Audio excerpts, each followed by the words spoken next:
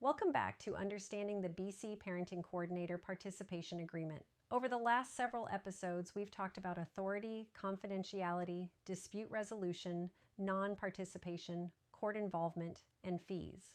Today, we're going to address a topic that many parents quietly wonder about but are sometimes reluctant to ask.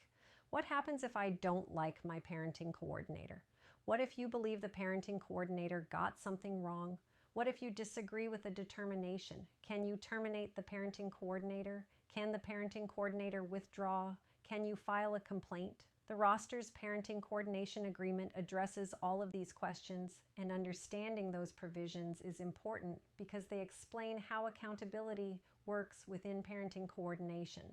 Let's start with the question many people are thinking.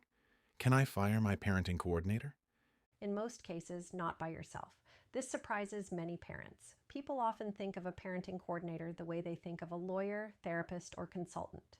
If you don't like the professional, you simply end the relationship. The participation agreement generally works differently. Typically, one parent acting alone cannot simply terminate the parenting coordinator's appointment. That sounds unusual. Why would the agreement be written that way? Because parenting coordination would become very difficult if either parent could end the process every time they disagreed with a recommendation, process decision, or determination. Imagine a parenting coordinator makes an unpopular decision. If the disappointed parent could immediately terminate the parenting coordinator, the process would struggle to function effectively. The agreement attempts to create stability and continuity by preventing unilateral termination. Okay, but surely there must be some way to end the appointment. Of course, the agreement discusses termination mechanisms. Depending on how the appointment was created, termination may require agreement between the parents, involvement of a court, involvement of an arbitrator, or another legally appropriate process. The important point is that termination is typically a structured process rather than a unilateral decision by a disappointed parent. This is probably what many listeners really want to know. What if I think the parenting coordinator is biased? First, it's important to separate disagreement from bias. Those are not the same thing. A parenting coordinator may disagree with you. A parenting coordinator may reject your proposal. A parenting coordinator may make a determination you don't like. None of those things automatically establish bias. Neutrality does not mean equal agreement with both parents. It means approaching the issue impartially. I imagine that can be difficult when somebody feels strongly about an issue. Absolutely. Many parents understandably interpret an unfavorable outcome as proof that the parenting coordinator must have been against them. Sometimes the issue isn't bias at all. Sometimes it's simply disagreement about the result. That's one reason the agreement creates review processes and complaint processes instead of allowing immediate termination whenever someone is unhappy. Let's assume something genuinely goes wrong. What are a parent's options? The agreement contemplates several different accountability mechanisms. Parents often think there is only one. In reality, there are several, and they are not all are well explained in the agreement. There are review rights relating to determinations available through the court. There may also be a complaint process available by contacting the parenting coordinator first. The roster also has a consensual dispute resolution process. The application is obtained by contacting the roster's administrator, by contacting her by the email listed on the roster website. An application form is required. This is a free mediation conducted by a senior parenting coordinator volunteer and not a disciplinary process. A facilitator may be appointed to conduct the mediation to attempt to resolve the issue, and the parenting coordinator is required to participate. Consensual dispute resolution is an alternative to a client making a professional regulatory complaint. Parents cannot do both. If the parenting coordinator has a regulatory body, a conduct complaint might be appropriate. If you are confused about which process applies to your situation, seek independent legal advice before taking further steps. Different concerns may call for different remedies, and understanding the available options can save considerable time, cost, and frustration. That's confusing.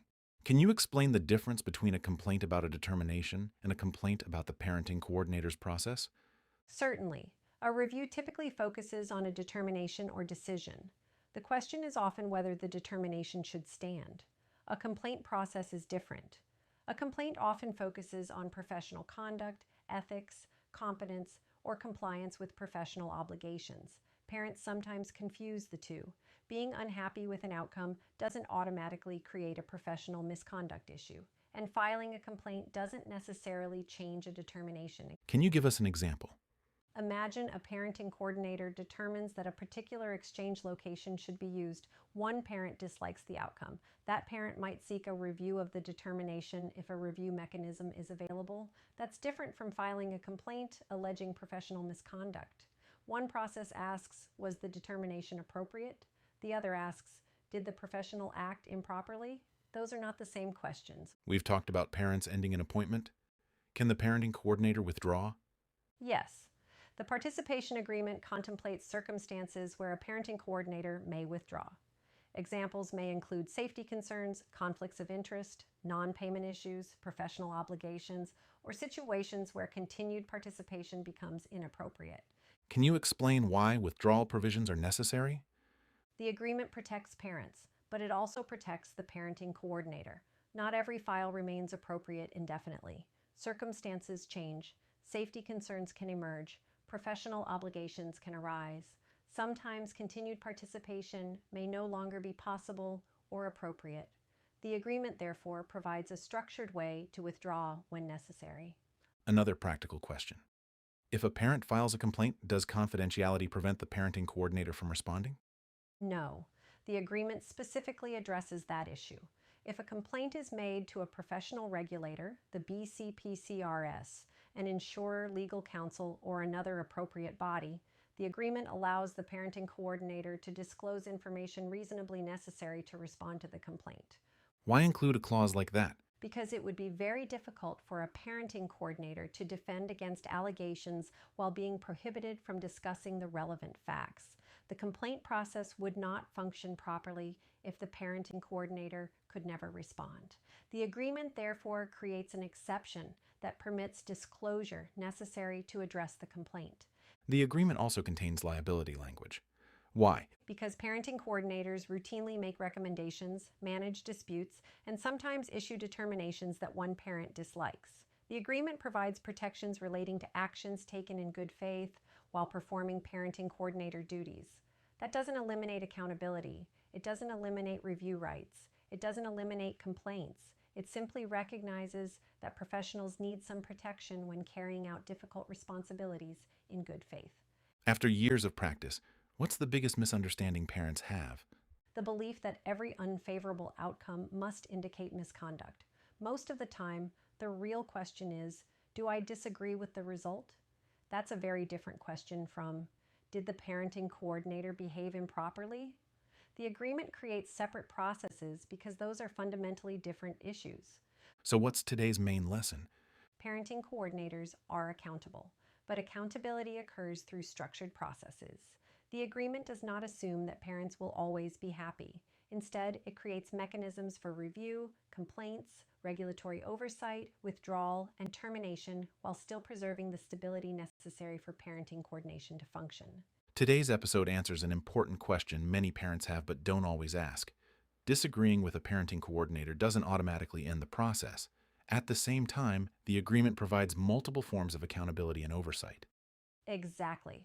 The agreement tries to balance two important goals: giving the parenting coordinator enough authority to help families move forward while ensuring that appropriate safeguards, review mechanisms, and accountability processes remain available. Next time, we'll finish the series with a practical discussion of the biggest myths and misunderstandings about parenting coordination and the participation agreement. And we'll talk about the assumptions that create the most problems for parents and what I wish every family understood before signing the agreement. Thanks for listening.